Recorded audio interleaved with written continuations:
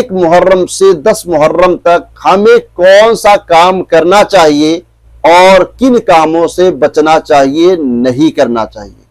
گزارش یہ ہے کہ آپ ویڈیو میں آخر تک بنے رہیں۔ آپ دیکھیں نا، 1 محرم سے 10 محرم تک تاشے، باجے، نگاڑے، یہ سب کچھ ہوتے ہیں ہمارے درمیان، جو کہ نہیں کرنا چاہیے۔ ان چیزوں سے ہمیں اور آپ کو بچنا چاہیے۔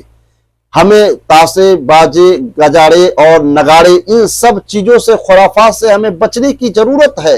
کھیل کود سے بچنا چاہیے، یہ کام ہرگز نہیں کرنا چاہیے۔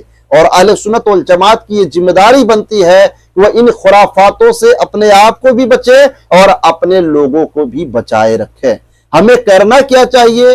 ہمیں کرنا چاہیے جس کی شریعت اجازت دیتی ہے، اور تاشا یا باجا یا نگاڑا جو ہو، یہ شریعت ہمیں اس کی اجازت نہیں دیتی ہے۔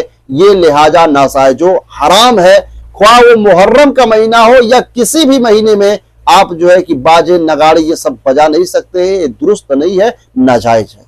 جو شریعت کہتی ہے، شریعت کیا کہتی ہے؟ شریعت یہ کہتی ہے کہ آپ اس مہینے میں 1 تاریخ سے 10 محرم تک آپ روزے رکھیں۔ یہ سنت سے ثابت ہے۔ آپ اس دن کریں، 1 تاریخ سے 10 تاریخ تک آپ روزے رکھ سکتے ہیں، یہ شریعت کی ہے۔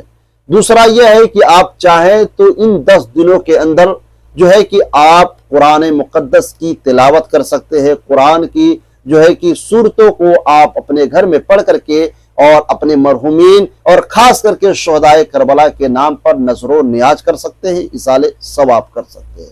پیارے ناظرین، آپ چاہیں تو یہ کام کر سکتے ہیں کہ آپ ان 10 دنوں کے اندر جو ہے امام حسین اور ان کے خانوادے کی شہادت کی داستان اور جو ہے کہ کہانیاں سن سکتے ہیں، جس سے آپ کے ایمان کے اندر حرارت اور مضبوطی پیدا ہو۔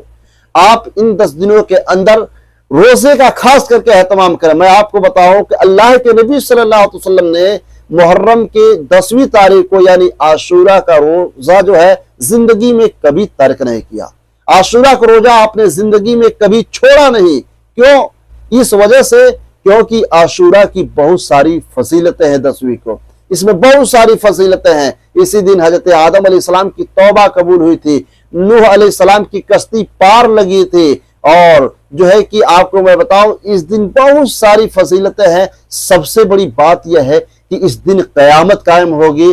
10 تاریخ ہوگی، محرم کا دن ہوگا، عاشورہ کے یہ دن ہوگا، اور اس دن جو ہے جمعہ کا دن ہوگا۔ آپ سوچیں تو صحیح، آپ کم سے کم اس خوف سے روزہ رکھیں کہ اس دن جو ہے کہ قیامت قائم ہونے والی ہے، اور اس دن جب قیامت قائم ہوگی تو پھر اس دن کے بارے میں حساب و کتاب جب ہوگا تو کم سے کم وہ دن ہمارے حق میں گواہی دے گا کہ مولا یہ تیرے خاطر کھانا پینا چھوڑ دیا تھا۔ تو لہٰذا آپ ان خرافاتوں سے، جو ڈھول ہے، تاشے ہے، باجے ہے، یا تھکری کھیلتے ہیں، یا کھیل کود کرتے ہیں، پٹاخے بھڑکاتے ہیں، یہ سب جو ہے کہ خرافات چیزیں ہیں۔ ہمیں اور آپ کو ان چیزوں سے بے حد بچنا ضروری ہے، اور ہمیں وہ کام کرنا ضروری ہے جس سے اللہ کے رسول اور ہمارا اور آپ کا شہید اعظم امام حسین رضی اللہ تعالیٰ عنہ کو خوشی ملے، جس سے وہ لوگ خوش ہو جائیں۔ بس وہ ہم سے اگر راضی ہو گئے حسین، تو حسین کے نانا کی تو جنت، پھر ہماری اور آپ کی جنت ہو جائے گی۔